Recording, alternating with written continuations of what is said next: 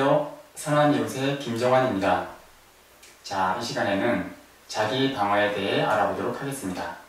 자기 방어, 즉 주변의 어떠한 위협에 대해서도 스스로를 보호할 수 있기 위해서는 먼저 나도 공격받을 수 있다는 사실을 인식하는 것이 중요합니다. 대다수 시청자분들께서는 여지껏 별다른 어려움 없이 지내오셨겠지만 혹시나 재난이 발발하여 공권력의 도움을 받을 수 없는 상황이라도 닥치게 되면 정신적, 육체적 피해를 최소화하기 위해서라도 각자의 안전은 스스로의 힘으로 보호할 수 있어야 할 것입니다.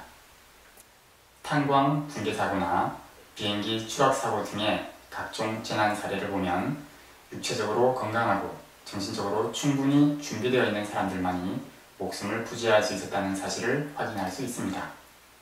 때문에 건강에 자신 없어 하시는 분들은 틈날 때마다 장거리 걷기나 달리기, 방아술 연마 등등을 통해 체력을 기르도록 하시고 어떤 험한 경우를 당해도 충분히 감내낼 수 있는 용기와 담력을 기르셔야 하겠습니다. 재난 영화나 소설, TV 프로그램 등을 찾아보시는 것도 심적인 대비에 도움이 될 것입니다. 당신이 맞이해야 할 상황은 여지껏 상상해보지 못한 최악의 상황일 수도 있습니다. 어떤 험한 일을 보아도 넘길 수 있고 필요하다면 어떤 험한 일도 자신이 직접 해야만 할 수도 있을 것이라는 점을 잊지 마시기 바랍니다. 바뀐 상황을 속히 받아들이시고 해야만 하는 일, 해서는 안 되는 일 같은 틀에 박힌 고정관념은 버리도록 하십시오. 재난 상황에서는 선악의 기준조차 절대적인 것이 아니라는 점을 미리 납득하고 있어야만 할 것입니다. 일시적인 재난 상황에서는 구호와 복구를 위해 서로 도움을 주고받을 이웃이 많으면 많을수록 좋습니다. 그렇지만 사태가 장기간 지속되고 각종 물자가 동락이라도 한다면 가족을 제외한 주변 모든 사람들이 당신에게 위협이 될 수도 있습니다. 만일 당신이 도시나 사람들이 많이 모여 사는 곳에 머물고 있다면 일단 신속하게 그 지역을 벗어나시기 바랍니다. 위기 상황이 닥치면 사람들이 집단으로 모여있는 곳은 금방 통제불능으로 치달아 약탈과 방화, 각종 범죄가 판치게 될 것이기 때문입니다. 상황이 나빠지게 되면 늦든 빠르든 약탈자가 들이닥칠 것이기에 숨어서 눈에 띄지 않게 지내는 것도 중요합니다. 타인을 끌어들이지 않는 것 또한 중요하고요. 난민구호는 그 다음 차순입니다. 상황이 장기화하게 되면 집이든 은신처든 하여간 실내에 머물러 있으면서 주변 상황을 주시하시는 것이 좋습니다. 아직 이용할 수 있다면 라디오나 인터넷 등을 통해 상황을 계속 체크하시되 밖으로 돌아다니면서 정보를 확인하려다 되려 약탈자들의 표적이 되는 일을 자초해서는 안 되겠습니다. 볼일 있어 부득이하게 다른 곳을 다녀올 일이 생긴다 해도 가급적 주위의 시선에 띄지 않는 밤 시간대에 혼자가 아닌 2, 3명 단위로 빠르게 움직이시는 것이 좋습니다. 복장 역시 다른 난민들과 비슷해 보이도록 신경 쓰시고요. 만일 부득이하게 도시에서 혼자 살아남아야 하는 상황이라면 물물 교환할 수 있는 품목들을 미리 준비해 두는 것이 큰 도움이 될 것입니다. 일회용 라이터나 연료, 통조림, 식량, 항생제 등등을 추천합니다.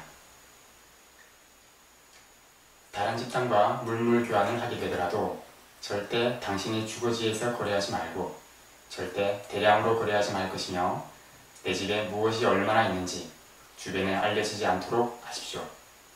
보안 유지가 생명입니다.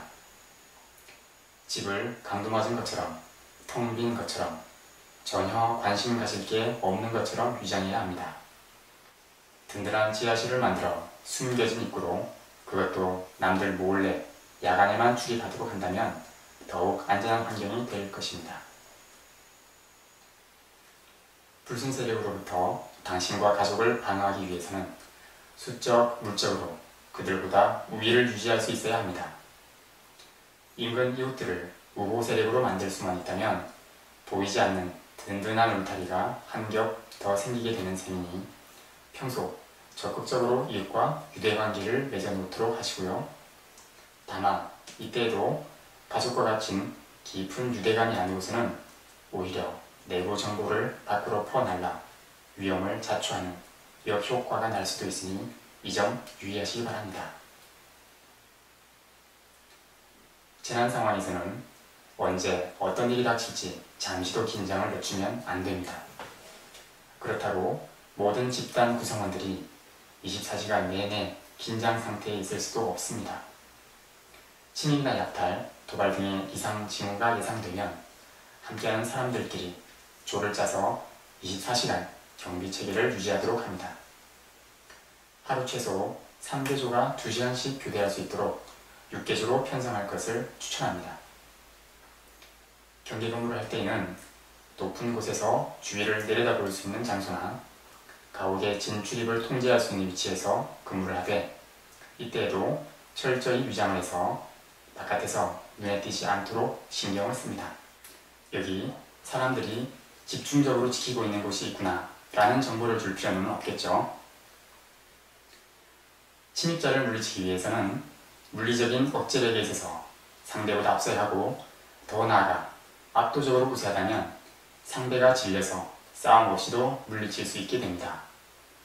그런 면에서는 총기류가 가장 좋겠지만 우리나라는 수렵 용도로만 제한적으로 소지를 허가하고 있어 습득하기 쉽지 않습니다.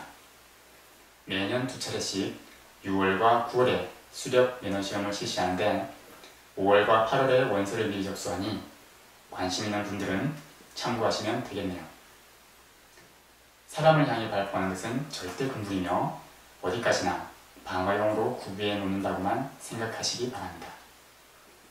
그 외에 주변의 다양한 재료들, 이를테면 활, 새총, 대나무봉, 쇠파이프 등도 유사시 방어를 위한 도구로 활용될 수 있겠습니다. 별다른 무기의 도움 없이 자신을 방어하는 기술이 호신술인데요. 관절격기, 타격술. 별다른 무기의 도움 없이 자신을 방어하는 기술이 호신술인데요. 관절격기, 타격술, 업어치기 등 대부분 반복 연습을 통해 숙달을 요하는지라 오랜 시간 준비가 필요합니다. 그래서 특별히 연습 없이 위기 상황에서 벗어날 수 있는 호신술을 한두 가지 알려드리도록 하겠습니다. 아무리 건장한 사람도 안면이나 낭심, 겨드랑이 부분은 약하죠.